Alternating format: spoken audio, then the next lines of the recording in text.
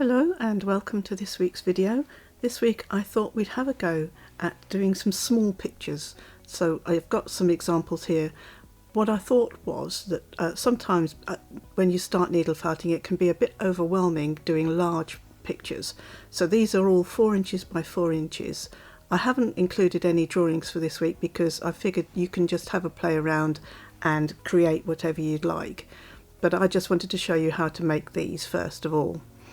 These are nice and simple, and they're great ways to practice using your felt without having to use a lot and possibly get overwhelmed by a larger picture. So I hope you enjoy them, and we'll carry on and start making them. So I found these little canvases in TK Maxx, and I thought they'd be a nice idea to make a backing for a coaster or to pop a picture on the wall. So this is what I'm using, and I've marked it out on the felt. You can just see the pencil lines. So I'm doing the first picture in that series I showed you. So we've got the dark blue on first, and then I forgot to, I'm just going to mark in a horizon line, make sure it's straight. And then I'm carrying on the dark blue down with some light blue now, all the way down to horizon line. And all the way through you need to make sure that you felt it down well. So this is a bit of the light blue mixed with white. Really I'm just trying to blend the sky so it's a nice even mix across the sky, and I'm going to mix some of the dark blue with some white as well in a minute. Or rather some dark blue with the light blue in a minute as well.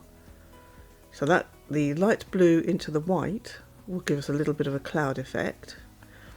And then I want to blend that back a little bit more, so I'm putting some of the light blue in with the dark blue and just pulling that back across the sky as well.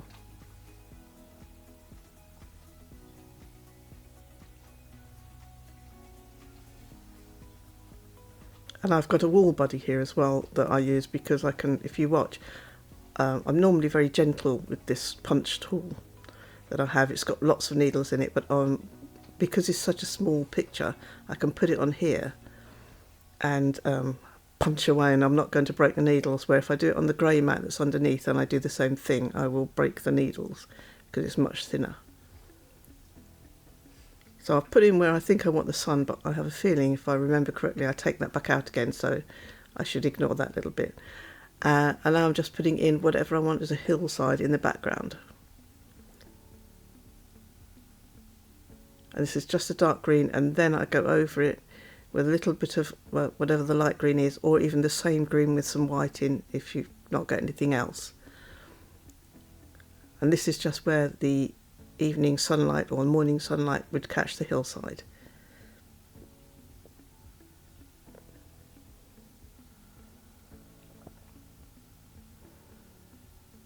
And the key to this, as always, is to lay it down thinly.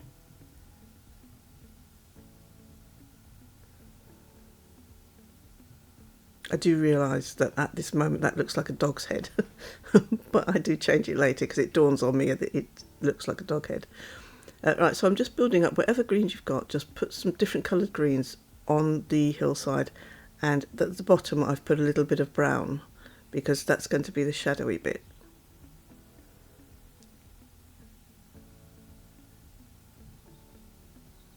I'm just putting different colours because I want to make it look a bit more interesting.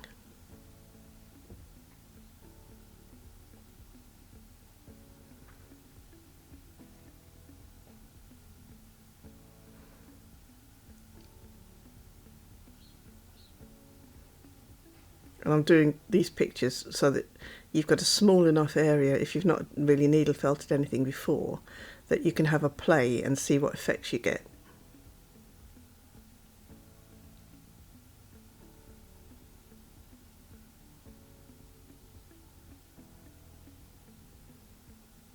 So if you're very gentle, you can use your needle almost to draw with. You can pull the wool where you want it, you can mix it together a bit. Right, so this is just some very dark blue, and I'm just going across the horizon line, partly so I don't forget it where it is, and also because I want to make sure it's level. I keep it level. And now this is the same colour that was in the sky, because the water is just like a mirror and it reflects whatever's around it or in the sky. So the most realistic way to make water is to reflect the sky back into it. And then obviously we can reflect the hillsides and stuff later on if we want to. And if you've got tops of roving like I have here, make sure it goes straight across, because you want the lines to go across the picture. Even if you've got carded wool, you can still get the same effect by making sure you try and keep everything going across the picture, the same way the water would flow across the picture.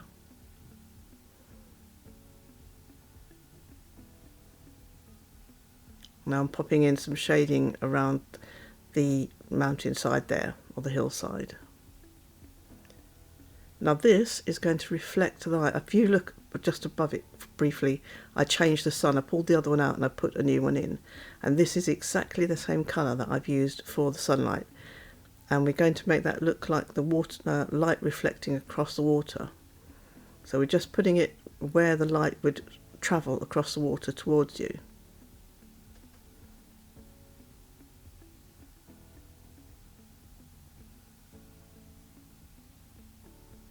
Just keep it thin, because it's going to look like ripples. Now this is a bit of land at the front here. And this is just dark green again, green mixed with some brown, something like that. And because we've put the dark in first, we can now add highlight colours.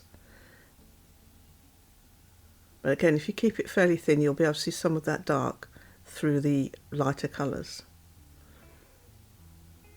So I've got dark green, then I've got a light green over the top, and then this is just some beige I had because I thought it would make it look a little bit like a sandy beach area.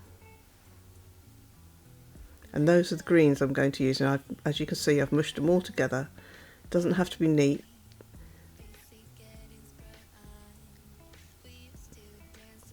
And then I'm using them as grass along here. And again, if you've got topsail roving, you can pull it so that the ends, as you see, they go up, so it looks like the grass is growing up.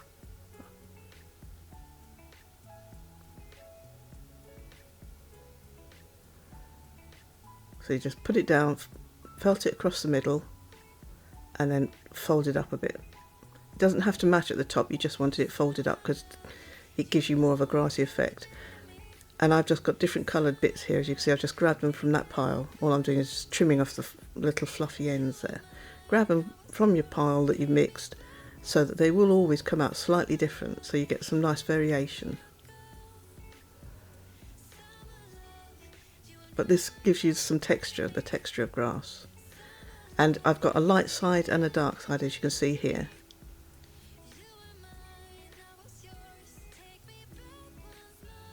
But it's exactly the same thing.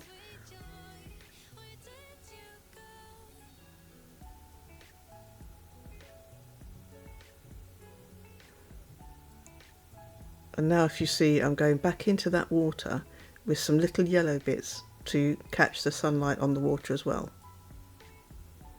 You can just see the colour I've got there in that little pile. The thing to remember is when you get this light coming across the water from whether it's the sun or the moonlight, it always comes directly to you. So it doesn't matter where you stand, that light always comes towards you. So now here I've just got a dark brown and I'm popping in a tree. And you can have any tree you like here. You can have a big bushy tree or a little thin tree, or no tree at all if you don't fancy one.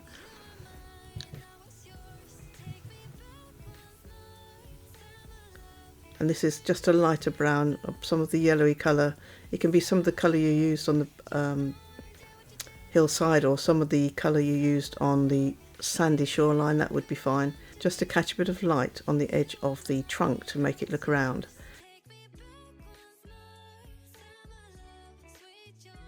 And now I'm taking that same dark brown and I'm just putting in little branches.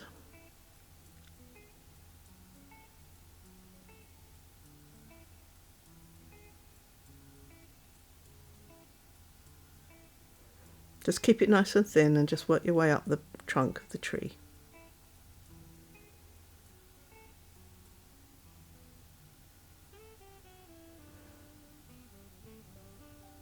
Now at this point I've grabbed some of the dark green and I'm just putting it roughly across the tree because this is going to be like a pine tree. So I'm just having some go across each branch, but I want to be able to see the branches. If you look, I'm doing it up, but you can still see some of the branches at the bottom. And I haven't bothered with the branches up here yet, I'm just putting the green across in diagonal lines really.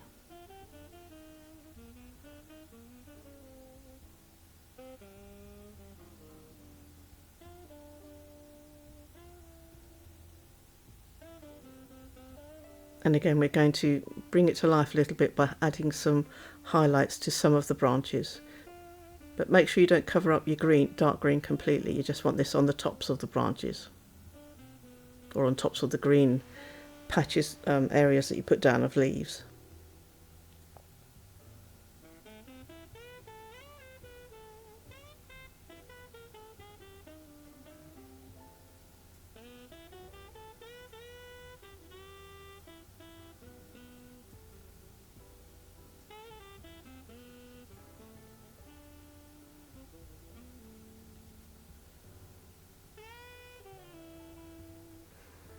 And then if you've got some other interesting colours, just pop some down as flowers in the grassy area that you've got here. You can have as many as you like really, so do whatever you like.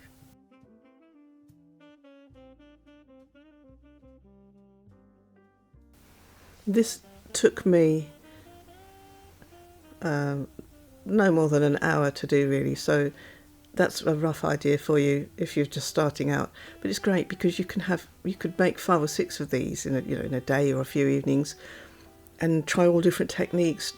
You can even use this idea as a way of mapping out a small version of the bigger picture you want to do. That way you can choose the colours you like and things like that. So this could be like almost like a sketch for a bigger picture.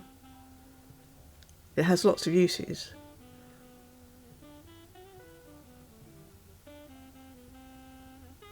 But it's a great way to practice things and get your eye in for colours and things like that.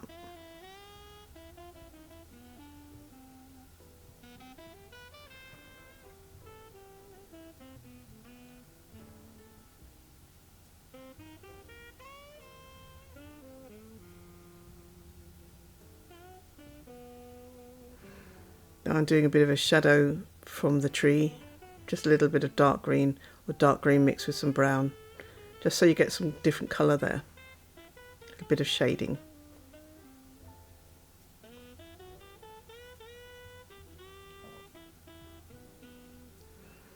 And that shading of course helps the orange to pop out as well of the flowers there.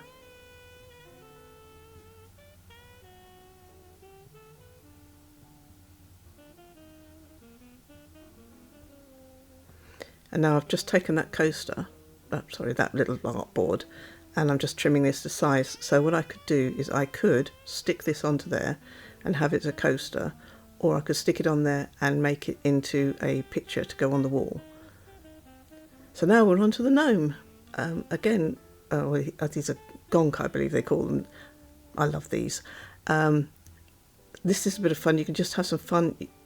I did it into thirds. I broke it up into thirds. So a third of the picture was his hat, and a third of the picture was his beard, really, and then the rest was his little body, if you see what I mean. So I've got a third of the hat, and then I'm down here. This is his trousers.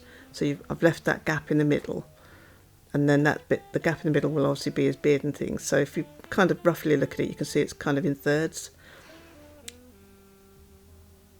So all I'm building up here is a hat, some green for some trousers, and I'm going to put some shoes on the bottom, and then I'm building a coat shape.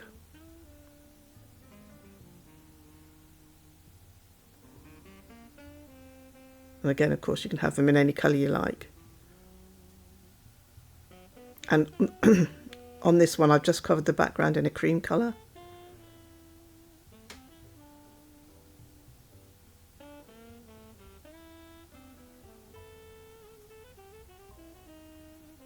I collect these gonks, so at some point I had to needle felt one.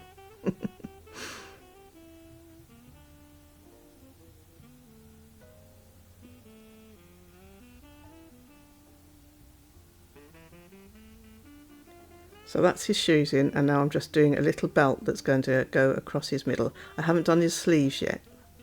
This is just his base of his basic coat shape. And I'll put his sleeves on in a minute.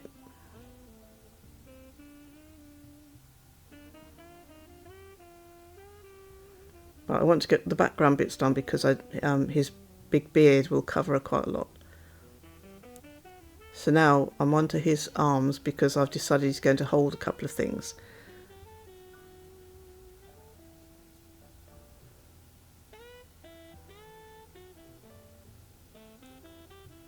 And that's going to be a flower pot.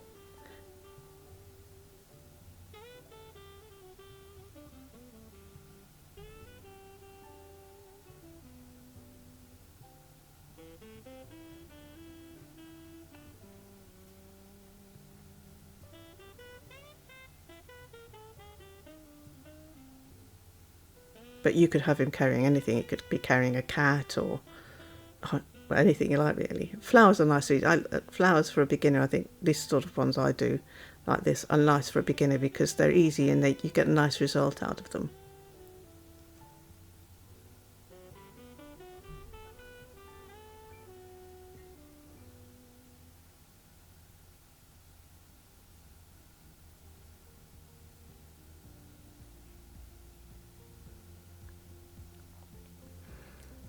So this blue here is the front of his arm because the blue I'd done before was the back, and then this is from his elbow to his wrist, and that's his little hand.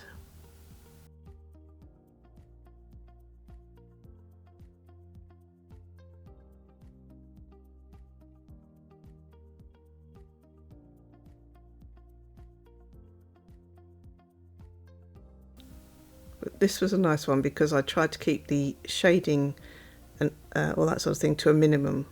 So this is more working on shapes rather than lots of heavy shading and things.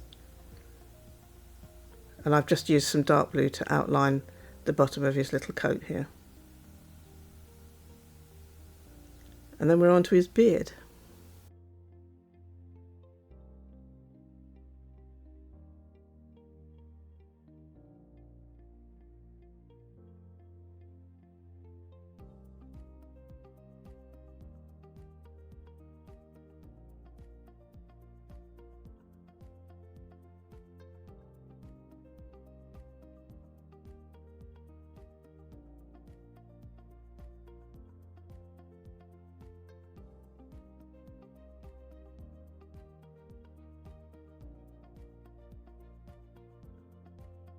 I wanted his beard to stand out a little more because it was white on a cream background, so that's why I've added a bit of extra green down the sides there so that the beard stands out against the green rather than the cream that it was before.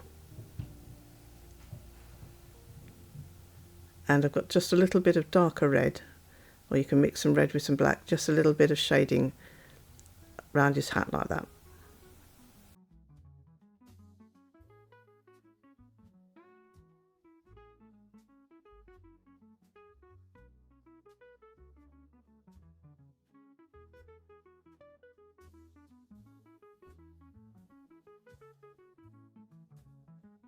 And then this is just a bit of beigey cream just for his nose. And then I'm filling in the rest of the beard around his little nose and his hat. And I'm bringing the beard all the time almost to a point. So I'm sweeping it round.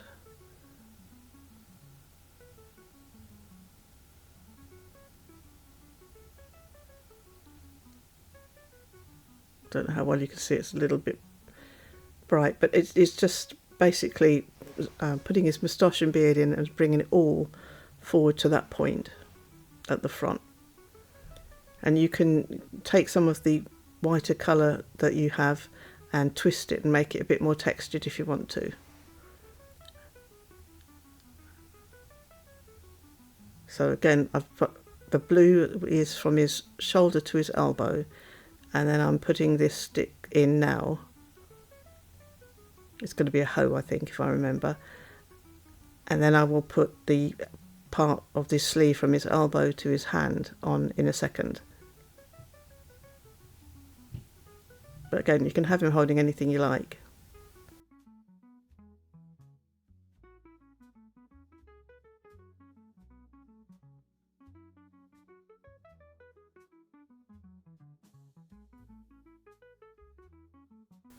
And the hand colour is the same colour as the nose.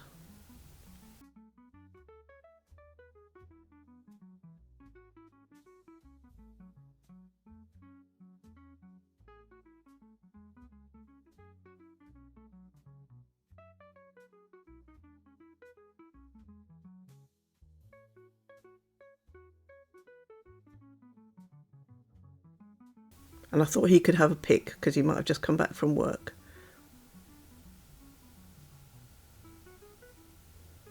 But again, this is a nice simple one to do. It's pretty basic shapes, but you end up with something really quite cute. And then we're just going to pop some colours on for the flowers.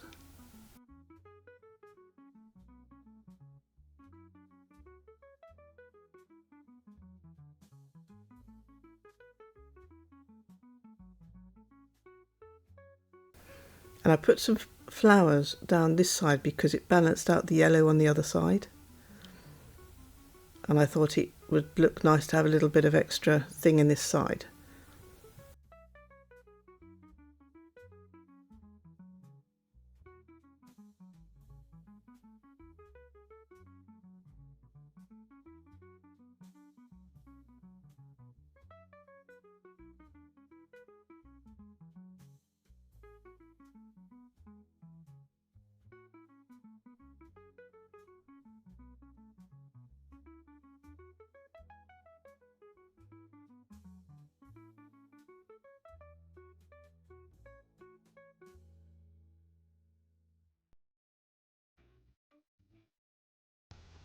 And I wanted to give a little variety to the green down there. So you've got some darker greens, and then I've got a little bit of light green as some stems as well. Because you don't want it boring and flat.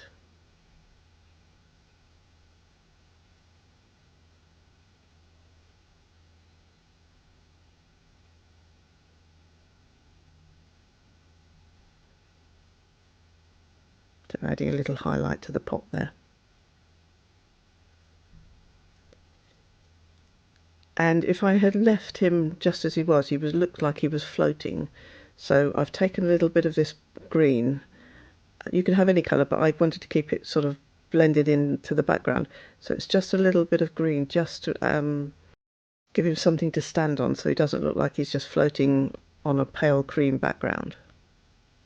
And this is what I've done is I've taken the same colours and I've gone around the edge of the pictures because I didn't want my turquoisey colour of the backing felt to show through.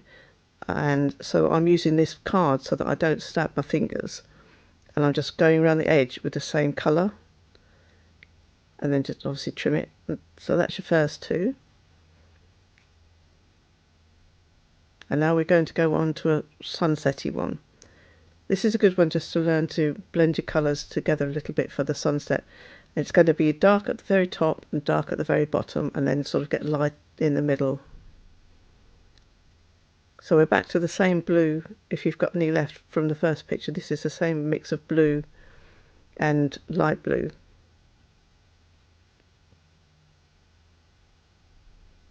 Again, you don't have to do what I do in this. You can put your trees however you like, or whatever you like in the picture really. So we've gone from blue to a yellowy orange.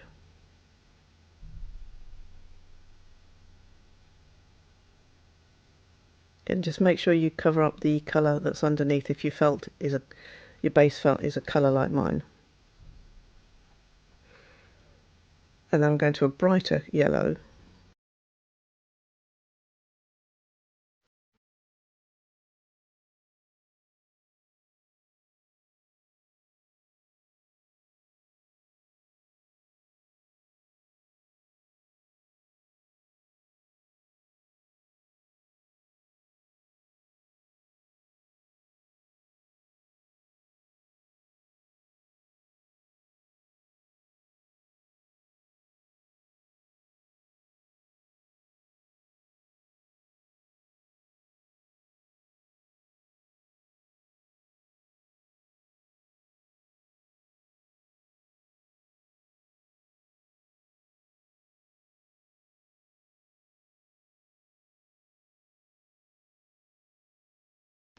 So that was a nice dark orange at the base there, and then we're going for some light green and some dark green mixed together, because this is now going to be the central colour.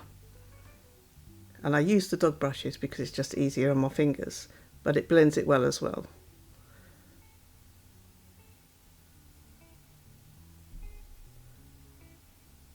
And this hint of blue is going to make it that little bit darker, give it a bit more shadow in there in places.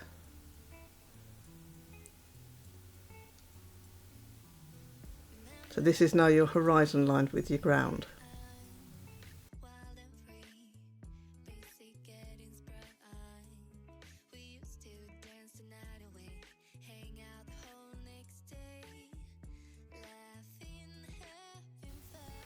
And then we're going to bring this green out. And I'm just checking the size I want.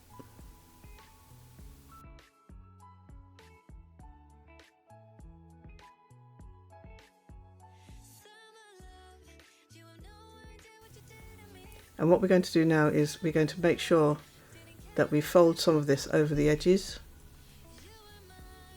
We will still have to go around like we did on the last picture and add some more colour later on and crispen up the sides. But you won't see this back, so it doesn't matter. There's always something in the wool.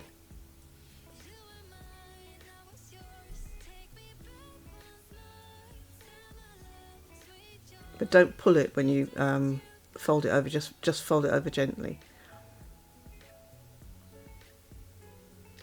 So you can see what I've done. I've made sure I've got some more of that colour, and I'm very carefully just fixing it all around the edges. And now I'm popping in some dark brown, which is going to be the little tree trunks. But at this point you don't have to have trees. You could try putting a little cottage in, some hillsides, some water, anything you want. You've got your base colour from your sky to your ground, so there's no reason you need to use trees if you don't fancy the trees.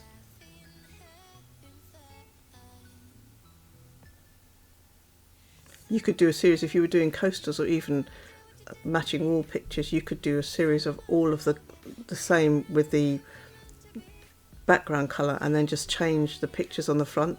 So almost like you could put them together like a jigsaw puzzle. So you could have the trees, then it goes to a little house, and then it goes to a field with fences or something, and you could move them around. So sometimes you could have the tree at the beginning of the picture, and sometimes you could have the field with the fences, if you see what I'm saying. So almost like fridge magnets, you could turn them into that as well.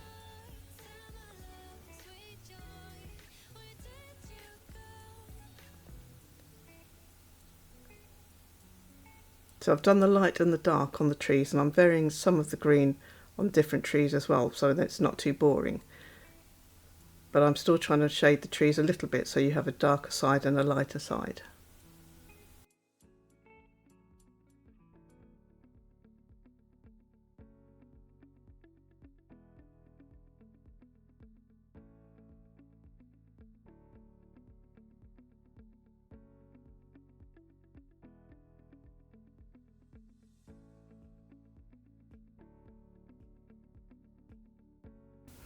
And I've just taken some green and I've mixed it with some, I had some kind of lumpy white wool. As you can see, it's got bits in it. I don't know where I got it from, not sure even what it is, but I liked it, so I thought I'll add it along the front for a bit of texture. But you could get a similar effect by just mixing some white or cream in with your green.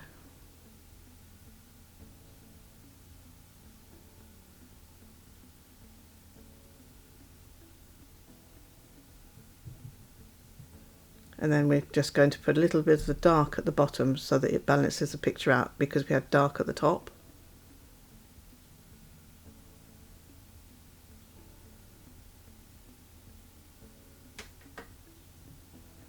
And like I say, we'll do the same thing with the edges of this one. We'll go all the way around and putting some colour on the edges and then give it a trim.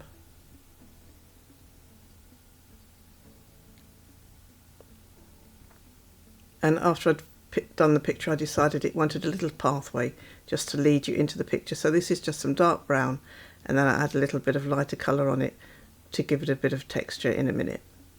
So we have a little path coming into the picture.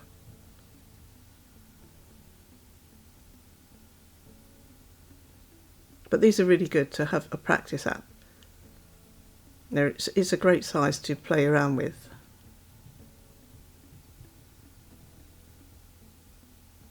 Just a little bit of pop of dark orange there.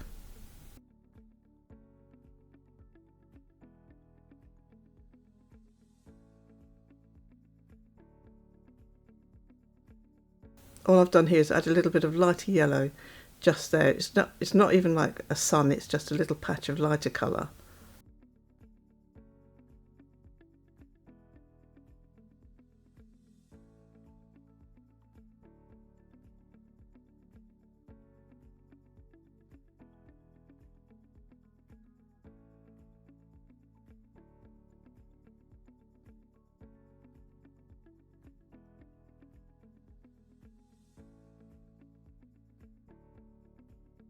And that's a tiny bit of highlight dust down the trunks of the trees just so they stand out a little better. And again, do your thing around the edges and then trim them off, and then you can turn them into anything you want, really. It's an interesting one to do. It's certainly good for a bit of practice and exercise on blending colours and things. So do have a go. Let me know how you get on. If you've enjoyed this, don't forget to give me a like. Thank you very much, and I will see you in the next video. Bye for now.